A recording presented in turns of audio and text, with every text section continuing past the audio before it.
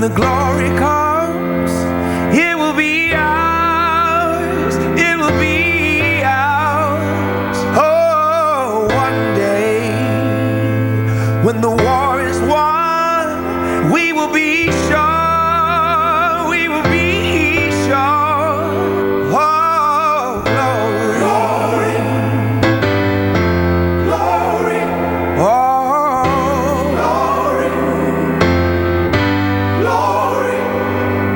Hands to the heavens, no man, no weapon formed against, yes, glory is destined. Everyday women and men become legends. Sins that go against our skin become blessings. The movement is a rhythm to us. Freedom is like religion to us. Justice is juxtaposition in us. Justice for all just ain't specific enough. One son died, the spirit is revisiting us. True and living in us. Resistance is us. That's why Rosa sat on the bus. That's why we walk. Muy bien, y hablamos de la iglesia metodista afroamericana situada en la ciudad de Charleston. Reabrió sus puertas tras la masacre, mientras la tragedia reviva el debate sobre la bandera confederada. Veamos. La Iglesia Metodista Africana Emanuel recibió a miles de personas tras decidir reabrir sus puertas, días después de que Dylann Roof disparó y mató a 9 miembros de la congregación durante la reunión de un grupo de estudios bíblicos. El reciente tiroteo masivo en Estados Unidos ha vuelto a poner la atención del país en temas raciales y violencia con armas.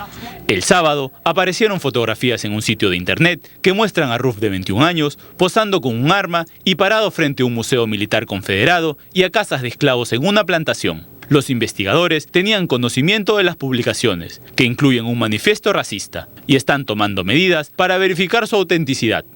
Afuera de la iglesia, la congregación afroamericana más antigua del sur de Estados Unidos, flores, osos de peluches y globos cubrían la acera, mientras cientos de personas hacían fila para cantar himnos, dejar ofrendas y llorar a las víctimas. La matanza en Charleston es la más actual de una serie de tiroteos con múltiples víctimas en Estados Unidos, reviviendo un debate sobre el control a la posesión de armas en un país donde el derecho a tenerlas está protegido por la Constitución. En tanto, el tiroteo en Carolina del Sur reabrió el debate sobre un símbolo que divide Estados Unidos desde su guerra civil, la bandera confederada. Historia e identidad para unos y emblema racista para otros. La controvertida bandera de los estados secesionistas ondea en el Capitolio de Carolina del Sur desde 1962, izada al calor del resurgir que vivió como símbolo político a partir de los años 50, en pleno movimiento de los derechos civiles.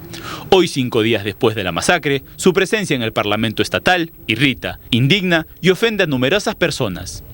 Centenares de ciudadanos piden que se retire la bandera del Capitolio, un debate que los legisladores no abordarán hasta que haya pasado un tiempo de duelo tras el suceso.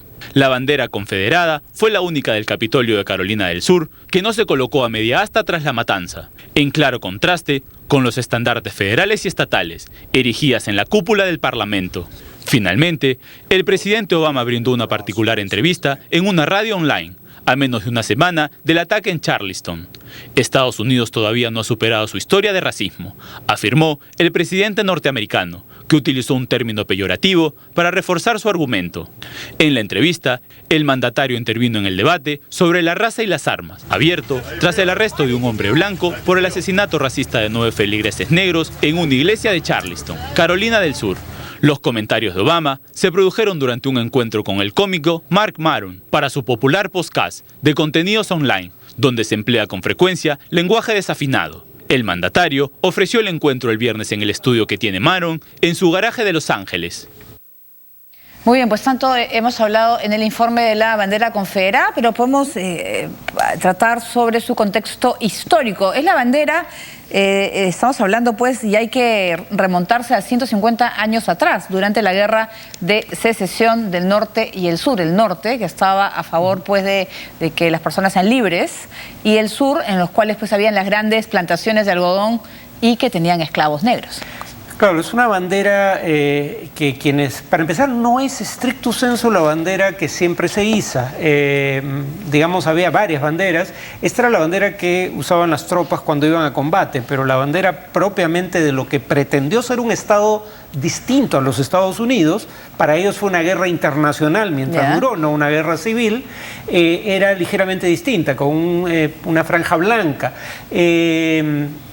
Pero bueno, el tema es que yo puedo incluso entender que haya gente que diga, mi bisabuelo murió en defensa de esta bandera, tengo derecho a conmemorar lo que esa bandera representa. Muchos años, mucho tiempo. Está bien, tienes todo ese derecho, ponla en tu casa, ponla en un museo, pero no la pongas en un símbolo, en un lugar de gobierno, que es el gobierno de todos los ciudadanos, incluyendo obviamente a los afroamericanos que fueron esclavizados en nombre de esa bandera. O sea, la primera enmienda de la Constitución de los Estados Unidos ampara a quien quiera usar esa bandera como sticker en su auto o ponerla, izarla en su vivienda, pero acá estamos hablando de ponerla en el legislativo estatal, una entidad de gobierno para todos los ciudadanos del Estado, no solo para los racistas fanáticos. Sí, en general los supremacistas blancos. Hemos visto pues la fotografía del chico que mató en la iglesia, en la cual él está pues totalmente pues en contra de los afroamericanos, los quería matar a todos, incluso, ¿no? Pero este debate está de toda la vida, ¿no? Es como poner que el símbolo nazi. Es que claro, depende a quién le preguntes, pero lo que cualquier afroamericano sabe es que cada vez que hay una manifestación racista en el sur de Estados Unidos, invariablemente los grupos racistas portan esa bandera. La portan los asesinos motivados por prejuicios raciales, como el de Charleston. La portaba el Ku Klux Klan. La portan los grupos neonazis.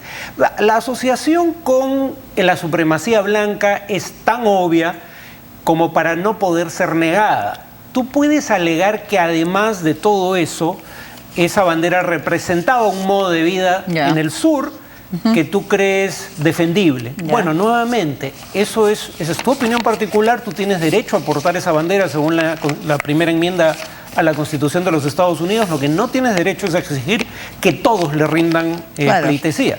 ¿Qué posibilidades hay que realmente se pueda ser retirada?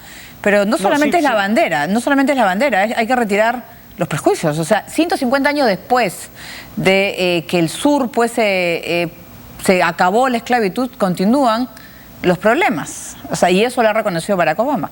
Claro, digamos, el argumento de muchos es las leyes segregacionistas ya llegaron a su fin, luego entonces el racismo ha desaparecido. Pero el racismo no solo está contenido en leyes discriminatorias, sino en prácticas que la mayoría blanca ha realizado históricamente y perjudicando a la minoría afroamericana, y que luego se han hecho extensivas a otros grupos, judíos, latinos, otras minorías en general. Pero realmente ya hay mayoría blanca en los Estados Unidos, porque ahora yo creo que todavía, pero claro, hace unas décadas uno hubiera dicho los blancos en general, ya no anglosajones, que es una categoría bastante más restrictiva, eran más del 70% de la población. Ahora siguen siendo mayoría, pero una proporción bastante menor. Muy bien, ahora vamos a dejar los Estados Unidos y regresamos a Sudamérica. El gobierno de Juan Manuel Santos le exigió al gobierno de Nicolás Maduro una respuesta por un decreto de ese país sobre los límites marítimos en el Caribe. Por su parte, las elecciones parlamentarias en Venezuela ya tienen fecha. Nuevamente se tensan las relaciones diplomáticas entre Venezuela y Colombia por un litigio marítimo histórico. El problema resurgió el pasado 26 de mayo, fecha en la que Caracas, a pedido de la Armada, emitió un decreto para la creación de zonas operativas de defensa integral marítima e insular. Según el texto legislativo, estas áreas tendrían como punto de inicio la línea fronteriza entre ambos países, que consta desde la península de La Guajira y pasa por el Golfo de Venezuela, sector específico por el que se disputan ambas naciones desde hace décadas. Bogotá ha emitido una carta de protesta en la que exige a Caracas frenar la medida de ley y emitir una respuesta bilateral y diplomática, pues la decisión ejecutiva venezolana afecta a las aguas aún por delimitar en el Mar del Caribe. Consideramos que el decreto va en contra del derecho internacional y le hemos pedido a Venezuela que haga un nuevo decreto donde las coordenadas correspondan a las áreas venezolanas y se excluyan las áreas en litigio y las aguas que están las áreas que son de Colombia. Para algunos políticos de oposición, el gobierno intentaría de esta forma obtener réditos políticos mediante el discurso de soberanía territorial para ocultar la situación de crisis económica, política y social ante las próximas elecciones parlamentarias. Al respecto, la titular del Consejo Nacional Electoral informó que la fecha para los próximos comicios será el 6 de diciembre. Un anuncio esperado por la facción opositora Mesa de Unidad Democrática, políticos extranjeros y una de las exigencias de los presos políticos, Leopoldo López y Daniel Ceballos. Las fechas de la elección es el 6 de diciembre. El corte para el registro electoral es el 8 de julio. Las fechas relevantes. La presentación de las postulaciones se debe hacer entre el 3 y el 7 de agosto. La campaña electoral será entre el 13 de noviembre y el 3 de diciembre, cerrando a la medianoche. Por su parte, el presidente Nicolás Maduro agradeció el poder electoral y opinó que la fecha elegida será la consolidación de la victoria del chavismo. Ya tenemos nueva victoria. 6 de diciembre, día de batalla admirable para una victoria admirable del pueblo de Venezuela, nuevamente. Según recientes sondeos sobre intención de voto, la oposición le lleva ventaja en 20 puntos al gobernante PSV, cifra que de mantenerse generaría que el chavismo, con 16 años en el poder, pierda mayoría en la Asamblea Nacional. Muy bien, ya hay fecha, por fin, 6 de diciembre, todavía estamos hablando de 6 meses, ¿no? No, menos, poco menos de 6 meses que tienen. Bueno, para intentar recuperar ese voto que aparentemente está